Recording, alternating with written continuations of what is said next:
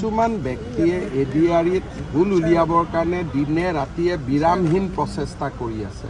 মই তেওঁলোকক ধন্যবাদ আৰু অভিনন্দন জনাইছোঁ। আপোনালোকে যিমান খুঁত উলিয়াব খোজে খুঁত উলিয়াই থাকক। ইয়াৰ পৰা ক্ষতিটো হিমন্ত বিশ্ব শৰ্মাৰ নহয়, ক্ষতি হ'ব যুৱক যুৱতীসকলৰ। স্বপ্ন যদি ক'ৰবাত দুখ পায় যুৱক যুৱতীসকলে। গতিকে এই যে এডিআৰি পৰীক্ষাক লৈ ভুল নোহোৱা এটা পৰীক্ষাত ভুল উলিয়াবৰ কাৰণে সংবাদ মাধ্যম এছাম মহলৰ যি অবিৰাম প্ৰচেষ্টা, তাত মই এজন পিতৃ হিচাপে দুখ আৰু শোক পোৱাৰ বাদে মোৰ আগত কোনো ৰাস্তা নাই। মই দুখ পাব লাগিব, কষ্ট পাব লাগিব, তাৰ বাদে কোনো ৰাস্তা নাই। হিমন্ত বিশ্ব শৰ্মাক বেয়া পাওক, কিন্তু 11 লাখ যুৱক যুৱতীক আপোনালোকে বেয়া নাপাব। যেতিয়া ঘৰত ডাঙৰ এটা উৎসৱ হয়, ক'ৰবাত কিবা অকণমান খেলি মেলি থাকে, সেইখিনিয়ে পৰীক্ষাটোত প্ৰভাৱ নেপেলায়। এইবিলাক সাহিত্য সভা হ'লে আগতে আমি পেপাৰত পঢ়িছিলোঁ পাৰ্শ্বজ্যোতি বুলি। এইবিলাক পাৰ্শ্বজ্যোতি কিবা ডাঙৰ পৰীক্ষা হ'লে, কিন্তু তাকে লৈ চুট পেণ্ট পিন্ধি টিভিত ওলাই যে পৰীক্ষা বেয়া হৈ গ'ল, প্ৰশ্ন কাকত ওলাই গ'ল, যিটো প্ৰচেষ্টা, এই প্ৰচেষ্টাই অসমৰ সংবাদ মাধ্যমক যুৱক যুৱতীৰ পৰা আঁতৰাই লৈ যাব। পৰীক্ষাটো সকলো ভালেই হ'ব, পৰীক্ষা নিশ্চিতভাৱে ভাল পাব। দুখীয়া ল'ৰা ছোৱালীয়ে চাকৰি পাব। যেতিয়া চাকৰি ৰিজাল্ট ওলাব, প্ৰতিজনৰ দেউতাক মাকৰ খবৰ ল'ব। সাহস থাকিলে ষ্টুডিঅ'টো দেউতা মাকক মাতিব। দুখীয়া দৰিদ্ৰ পৰিয়ালে চাকৰি পাব। কিন্তু পৰীক্ষাটোত ভুল উলিয়াবৰ কাৰণে একাংশ সংবাদ মাধ্যম যেনেকৈ নামি পৰিছে, তেনেকুৱা হ'লেতো কোনেও পৰীক্ষাই নাপাতিব ভৱিষ্যতে ভয়তে। মই ভয় নকৰোঁ বুলিহে পৰীক্ষাটো পাতি আছোঁ।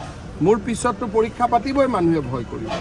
কিন্তু 2:17 তাৰপিছত পৰীক্ষা হৈ যোৱাৰ পিছত প্ৰশ্নৰ কাকতখনটো এতিয়া খোলা হৈ গ'ল। অহাকালিতো আমি দিয়েই দিম 29 তাৰিখৰ পৰীক্ষা।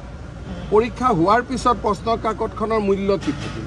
হৈ যোৱা পৰীক্ষা এটাৰ পিছত প্ৰশ্নৰ কাকতখন তাৰ মূল্য কি?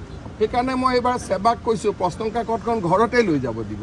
নহ'লে সংবাদ মাধ্যমে এইখনক লৈ ৰাজনীতি কৰি থাকিব। OMR চিটটো ওলোৱা নাই। আৰু 2:17 ডেৰটাত পৰীক্ষা শেষ হৈছে। 2:17 কিছু শিক্ষাগুৰু বুলিয়ে ক'ম, কিছু শিক্ষাগুৰুৱে প্ৰচেষ্টা কৰিছিল যে এইখন মই ফটোষ্টেট কৰি লওঁ। কিয় লৈছিল চাম। কিন্তু তাৰ পৰাতো পৰীক্ষাত একো ক্ষতি হোৱা নাই। পৰীক্ষাটো 1:30টাতে হৈ গ'ল। OMR চিটটো জমা হৈ গ'ল। আৰু প্ৰশ্নৰ কাকতখন কি আছে? বিয়া হৈ যোৱাৰ পিছত পেণ্ডেলটো যেনেকুৱা অৱস্থা হয় তেনেকুৱাইতো। পৰীক্ষা হৈ গ'ল, তাৰ প্ৰশ্নৰ কাকতখনৰ কি মূল্য আছে?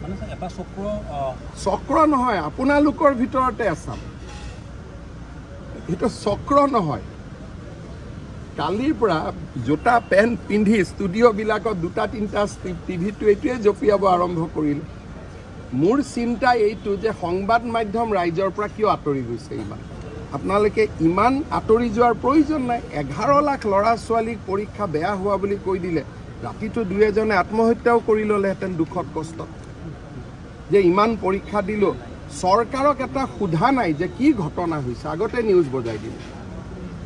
এটাতো সোধক চৰকাৰক যে 11 লাখ ল'ৰা ছোৱালীৰ জীৱন জড়িত হৈ আছে। যদি ভুল কথা এটা লওঁ, ৰাতি কোনোবাই আত্মহত্যাও কৰি দিব পাৰে। অসমৰ 2-এটা সংবাদ মাধ্যম, মই নাম নকওঁ আৰু বিশ্বকৰ্মা পূজাৰ দিনা, যি ধৰণে মানুহৰ পৰা আঁতৰি গৈ আছে, এইটো চিন্তনীয় বিষয়।